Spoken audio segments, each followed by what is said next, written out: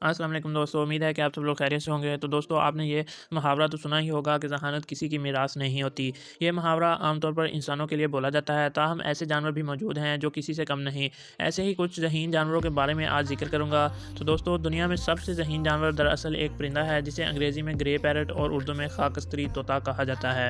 اس نسل کے طوطے انتہائی ذہین اور وفادار ہوتے ہیں، خصوصاً ایک طوطا ایلیکس تو 50 مختلف اشیاء میں تمیز کرنے کی صلاحیت اور منطقی طور پر ان کی شناخت بھی کروا سکتا ہے۔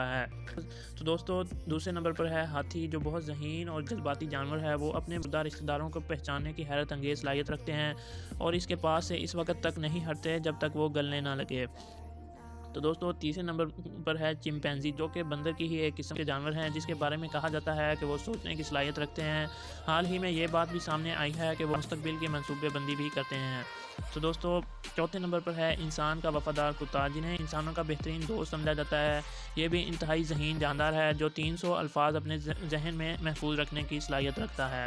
تو دوستو، پانچویں نمبر کی بات کی جائے تو کوے اس قدر عقل مند ہوتے ہیں جو جانتے ہیں کہ کس طرح سوچنا ہے، سیکھنا ہے اور احساس کرنا ہے۔ یہ بہت منتقم مزاج اور اپنے دشمنوں کو ہر حال میں پہچان لیتے ہیں۔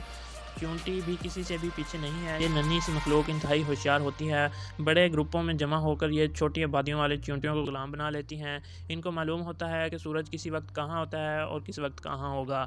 تو دوستو، ڈولفن کی بات کی جائے تو آخری نمبر پر انسان دوست ڈولفن ہیں۔ یہ آئینے میں خود کو دیکھ کر پہچاننے کی صلاحیت رکھتی ہیں۔ انہیں اپنی ماں، گروپ لیڈر اور رشتہ داروں کی پہچان بھی ہوتی ہے۔ تو دوستو، یہ تھے کچھ ذہین جانور جن کے بارے میں میں نے آپ کے ساتھ ذکر کیا۔ امید ہے کہ آپ کو یہ ویڈیو اچھی لگی ہوگی۔ تو ملتے ہیں نیکسٹ ویڈیو میں، تب تک کے لیے اللہ حافظ۔